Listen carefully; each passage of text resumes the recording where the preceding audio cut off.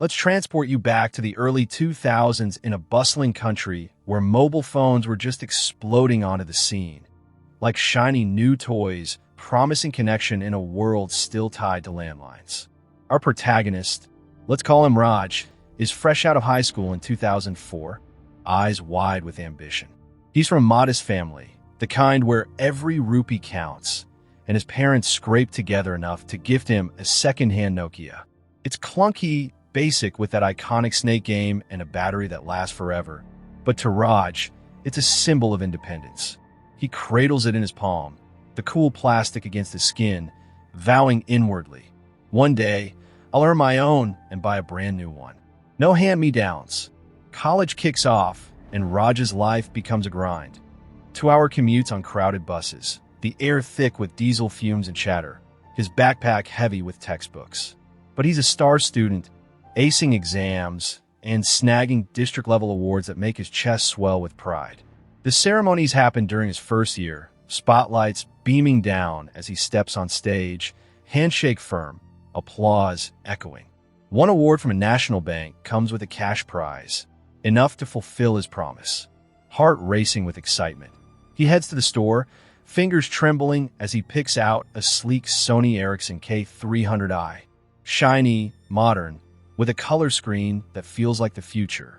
He pairs it with a premium SIM card, not knowing it's a recycled number abandoned by its previous owner. By day 3, the honeymoon shatters. The phone rings incessantly, strange numbers, voices demanding bitsa for overdue payments, loans, credit cards. Raj's confusion turns to annoyance, his brow furrowing as he explains, "Wrong number, sorry." It turns out the number belonged to this bitsa guy, a ghost haunting his new gadget. Calls pour in from banks, collectors, even lawyers, their tones shifting from polite to aggressive. Raj's stomach twists each time the ringtone blares, interrupting studies or meals. "Why me?" he thinks, slamming the phone down, frustration bubbling like hot oil. Determined to keep the premium number, easy to remember, a status symbol in those days, he starts blocking. But back then, blocks were phone-specific, upgrade devices, and the list resets. He keeps a notebook of numbers, meticulously jotting them down, his pen scratching paper in quiet defiance. Over the years, it becomes a ritual. 5 to 6 calls a day, turning his phone into a battlefield. Someday, this'll stop, he tells himself, but deep down, resentment simmers toward this invisible bitsa, the faceless thief of his peace. Fast forward to 2009. Raj graduates, lands his first job at a tech firm.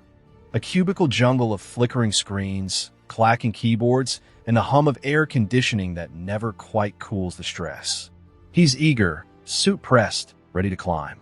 By 2010, he's assigned to a new project infamous for chewing people up and spitting them out. Whispers in the break room. "Watch out for the PM, Bits." He's a nightmare. Raj doesn't know the full name yet, but from day one, Bits lives up to the hype. Imagine Bits, mid-40s, sharp-suited with a perpetual scowl, eyes like daggers scanning for weakness.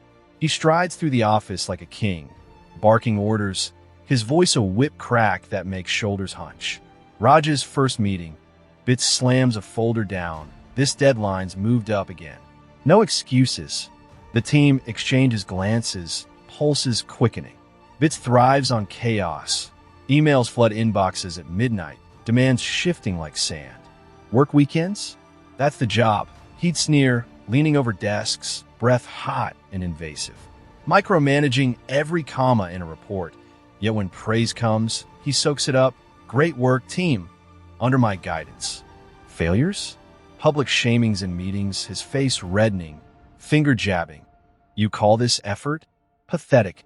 Raj feels it viscerally, stomach churning during tirades, nights blurred with overtime, eyes burning from screens, coffee turning bitter in his mouth. What does he get away with this? Raj thinks, fists clenched under the desk, powerlessness gnawing like acid. Morale craters. Colleagues quit, hollow-eyed, while Bits preens, oblivious or uncaring.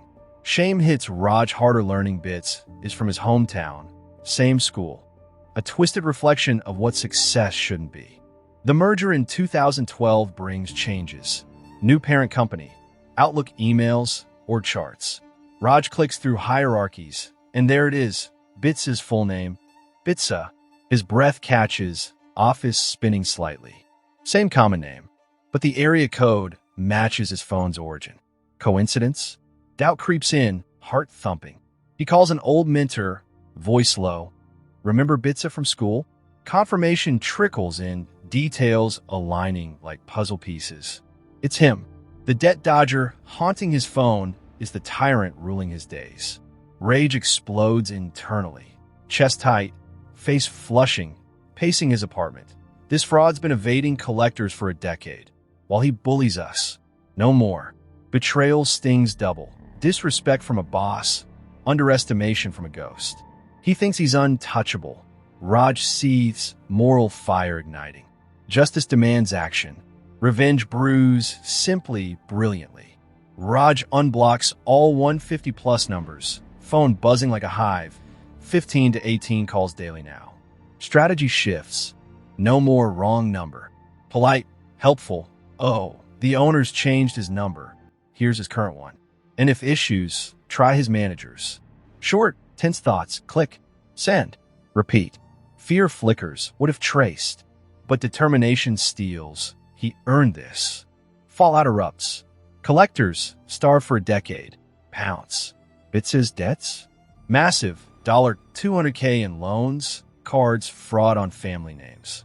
20 lawsuits pending, evaded by ghosting. Now, hounds unleashed. Office chaos. Bits' phone rings nonstop. Face paling, slamming it down. Manager's line blows up. Queries about your employee's fraud? Shocked outbursts. Who gave you this? Meetings derail. Bits is sweating. Excuses crumbling. Whispers spread. Eyes on him. 2 months later, fired. Gone. Raj hears through grapevine. A triumphant rush surging. Relief like weights lifting. Validation blooming. Finally, he exhales, grinning. Exposed. Broken. Stories like this prove that secrets have a way of catching up, especially when fueled by years of injustice. Karma's patient, but when it strikes, it's poetic. Makes you think, how many tyrants are hiding skeletons, just waiting for the right push? If this epic unmasking gave you that delicious chill of justice served, pound that like button and subscribe for more Reddit revenge gems that'll keep you hooked. Tell me in the comments, what's the wildest boss downfall you've seen or dreamed up? Let's trade tales down there. I love reading them. Thanks for watching. Catch you next time.